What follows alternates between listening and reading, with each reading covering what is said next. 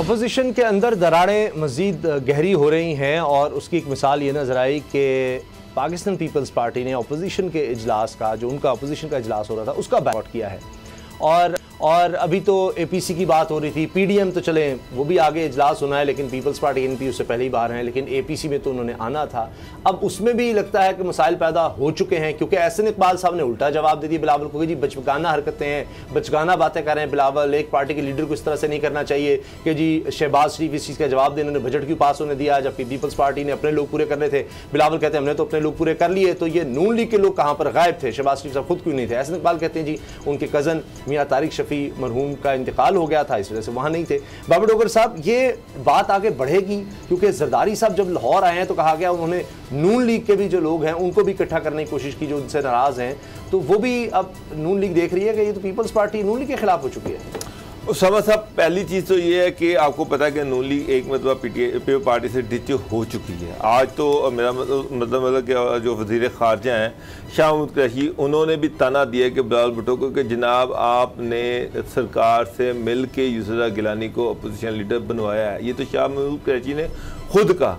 तो एक चीज़ तो क्लियर है। अब जहाँ तक शहबाज शरीफ की बात है, ठीक है, वो अपोजिशन लीडर है, बीइंग अपोजिशन लीडर वो कोशिश कर रहे हैं कि वो सारी जमातों को, पार्लियामानी जमातों को साथ लेके चलें, लेकिन पीपल्स पार्टी के साथ जो डिस्ट्रस्ट है, जो पीपल्स पार्टी के हवाले से अदम एतमाद है, वो बड़ा गहरा है शहबाज शरीफ के अंदर। उनको पता है कि पीपल्स पार्टी और नून लीग कभी इकट्ठे नहीं चल सकते, तो वो जो है वो दरार जो है वो कायम रहेगी।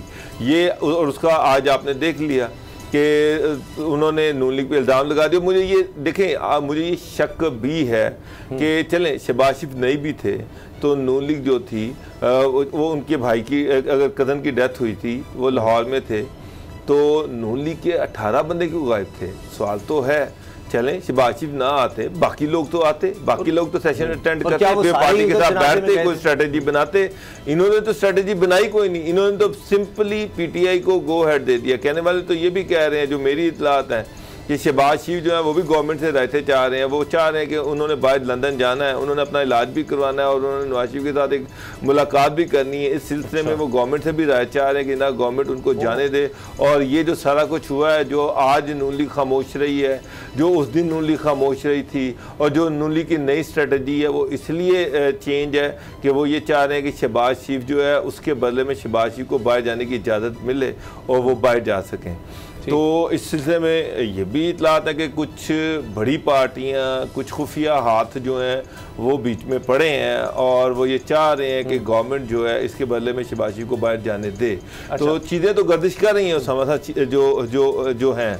तो अब एक चीज़ तो क्लियर है कि एपीसी बुलाएं या जो मर्जी करें, नून लीग और पीपल्स पार्टी जो है ये इकट्ठे होकर नहीं चल सकते।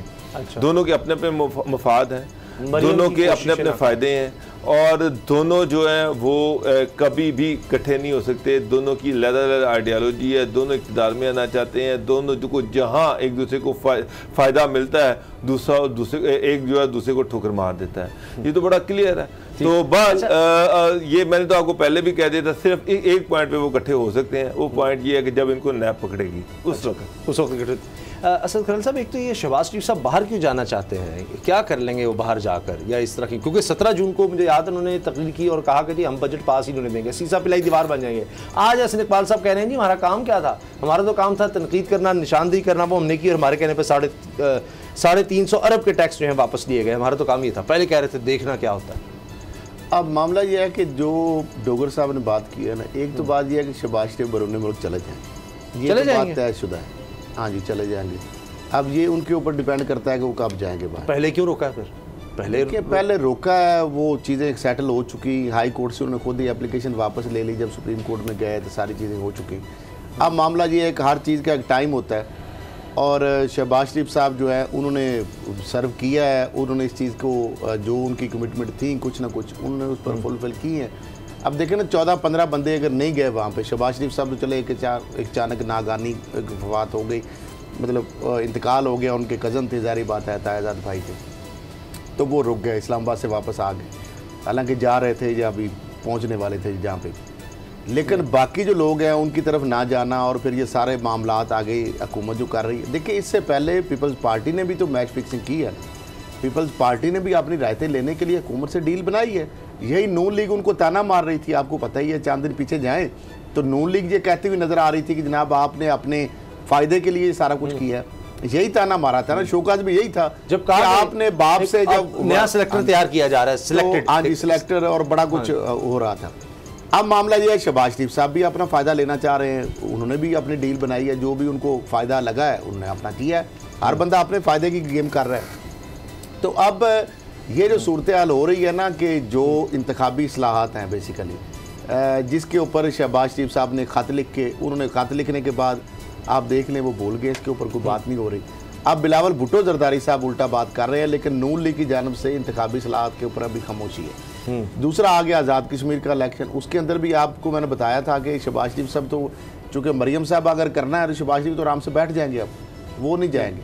आपको नजर नहीं आएगी वहाँ पे इस तरह की एक्टिव पार्टिसिपेशन। वैसे अगर वो बाहर ही चले उन्होंने बाहर चले जाना है। समा साहब आप देख लीजिएगा, आज़ाद कश्मीर के इलेक्शन पे शहबाज शरीफ यहाँ पर नहीं होंगे, वो बाहर होंगे और फिर मरियम सिर्फ जलसे करेंगे। और अगर उसमें हार गए तो आपने पहले ही कहा है कि जी फिर मरियम पर और ज्यादा प्रेशर आ जाएगा कि ये मरियम की वजह से इलेक्शन हारे। मैं एक चीज तो क्लियर है, आप देख लीजिएगा जिन दिनों में आज़ाद कश्मीर के इलेक्शन होंगे उन्हीं दिनों में शहबाज शरीफ लंदन में होंगे। तो एक चीज़ जो बड़ी गर्दिश में रही जब जरदारी साहब यहाँ आए, और ये खबरें छपी भी हैं इस तरह की कि परवेज़ इलाही से भी मुलाकात की उन्होंने, फिर इसमें ये डिस्कशन हुई कि जो माजी के इत्तेहादी हैं 2008 से 2013, काफ लीग, अवामी नेशनल पार्टी, इसके अलावा कॉम्प्रेस जमातें और वो पीपल्स पार्टी के लोग जो पीपल्स पार्टी छोड़कर चले गए, बाकायदा राजा परवेज़ अशरफ को ये टास्क दिया गया है कि उनको वापस लाया जाए। 3 ग्रुप में से लोग हैं कि जो फिर आज़ाद हैसियत में इलेक्शन लड़ेंगे और उसके बाद पीपल्स पार्टी ज्वाइन करेंगे। ये चीज़ें भी हो रही हैं बाबर डोगर साहब, इस तरफ भी सोचा जा रहा है। पीपल्स पार्टी की यहाँ तक सोच है कि हर एक को साथ मिलाया जाए, फ्यूचर अलायंसेस अभी से। और ये बातें भी हैं कि कुछ लोग कह रहे थे बजट तो पास हो जाएगा लेकिन उसके बाद इमरान खान के लिए टफ टाइम आ सकता है, कबल वक्त इंतखाबात हो सकते हैं, उसके लिए अभी से अलाइनमेंट हो रही है। देखिए, जरदारी साहब यहाँ पर आए, यहाँ पर काफ़ी देर रहे और उसके बाद उन्होंने बहुत सारी मुलाकातें की, जिसमें वो मखदूम फैसल सालेह हयात से मिले, मंजूर भट्टू से मिले और भी बहुत सारे लोकल लीडर से मिले। और उनकी ख्वाहिश थी कि कोई ऐसे अलायंसेस बनाए जाए पंजाब में, कोई ऐसे जो इलेक्टेबल लोग हैं उनको भी पार्टी में शामिल किया जाए। लेकिन उसामा साहब, पहली बात तो ये है कि आप पिछले 20 साल में देखें, 2002 में सबसे बड़ी पार्टी जो थी वो पे पार्टी थी। पंजाब में सबसे ज़्यादा सीटें जीतने वाली पे पार्टी थी। पाकिस्तान में सबसे ज़्यादा सीटें जीतने वाली पे पार्टी थी। उस वक्त मुशर्रफ प्रेसिडेंट मुशर्रफ की गवर्नमेंट थी। और खल साहब को भी याद होगा, आपको भी याद होगा कि पीपीपी पैट्रियट बनाई गई थी पे पार्टी को तोड़ के गवर्नमेंट बनाने के लिए। आफ्ताब शेरपाव जी। तो उसके बाद 2008 का इलेक्शन देखें तो फिर पार्टी पंजाब की दूसरी बड़ी पॉलिटिकल पार्टी थी जिनकी 100 से ज़्यादा सीटें से पंजाब से थी सूबाई असम्बली की, और 50 से ज़्यादा कौमी असम्बली की उन्होंने सीटें पंजाब से जीती थी। 2008 में फिर पार्टी की गवर्नमेंट बनी, प्रेसिडेंट आसिफ अली जरदारी जो थे वो प्रेसिडेंट बने, और 2013 में वही पे पार्टी बमुश्किल 4 सीटें जीत सकी पंजाब से, जिनमें 2 सीटें मखदूम अहमद महमूद की अपनी थी, ज़ाती थी, और उसके अलावा सिर्फ 2 सीटें ये जीत सकी। तो पे पार्टी की तबाही में जो सबसे अहम बड़ा किरदार है मेरे नज़दीक वो आसिफ अली जरदारी साहब का अपना है, जिनकी वजह से पे पार्टी पंजाब में उसका बेड़ा गर्क हुआ। अब वही आसिफ अली जरदारी साहब फिर पंजाब में एंटर हो गए कि जनाब मैं इसको दोबारा रिवाइव करूँगा। पहली बात तो ये कि आपने सिंध में क्या अचीवमेंट्स की हैं। नंबर 2, पंजाब में पे पार्टी का वोट बैंक क्या है। आपके जितने कैंडिडेट थे उनकी ज़मानतें ज़ब्त हो गई, 2000 से ऊपर किसी कैंडिडेट को वोट नहीं पड़ रहा, तो कोई इलेक्टेबल जो है वो क्यों इनको ज्वाइन करेगा। मेरे नज़दीक आसिफ अली जरदारी का ये दौरा नाकाम दौरा था। उस समय कोई ख़ास जो कामयाबी नहीं मिली, कोई ख़ास टारगेट्स नहीं मिले, कोई ऐसा बंदा नहीं मिला, कोई बड़ा बंदा ऐसा नहीं मिला जो कि जरदारी बिलावल हाउस में जाके पे पार्टी को ज्वाइन करता। मैं मुस्तकबिल की बात कर रहा हूँ कि कल को फिर दोबारा यानी अलायंसेस बन सकते हैं एनपी को दोबारा साथ मिलाने के लिए मुशावरत हो रही है। पंजाब में पार्टी के टिकट पे इलेक्शन लड़ना एक नेगेटिव चीज समझा जाती है। लोग ये समझते हैं कि पार्टी के टिकट से इलेक्शन लड़ने से बेहतर है कि आज़ाद ही इलेक्शन लड़ लिया जाए।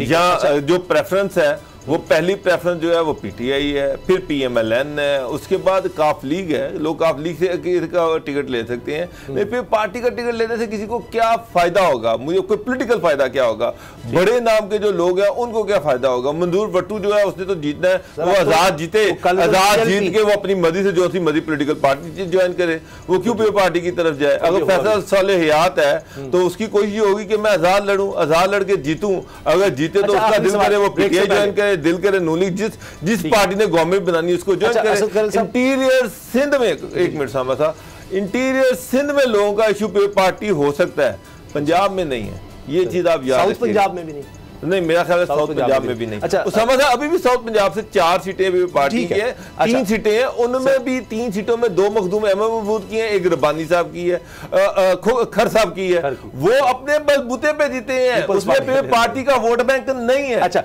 शहबाज शरीफ साहब आप दोनों कह रहे हैं जी मुल्क से जा रहे हैं, ये पहले लग रहा था दिल बर्दाश्ता होकर जा रहे हैं कि जी ठीक है मैं छोड़ो, जिस तरह जेल में चले गए थे।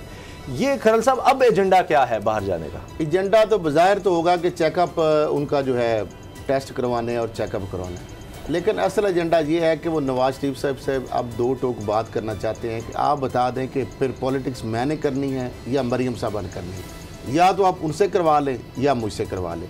अब ये 2 टोक बात है। और दूसरा बयानिए का मसला है। शहबाज शरीफ साहब भाई साहब को यही दिलासा देने की कोशिश करेंगे कि आप ज़रा सब्र करें, आप और मरीम साहब अगर खामोश हों तो मौका हमें अगर कोई मिलता है या कोई ऐसा मौका बन सकता है, लेकिन जो आप और मरीम साहबा का बयानी अगर चलता रहा तो हमारी पार्टी ख़त्म हो जाएगी, ना रहेगा बांस और ना बजेगी बांसुरी।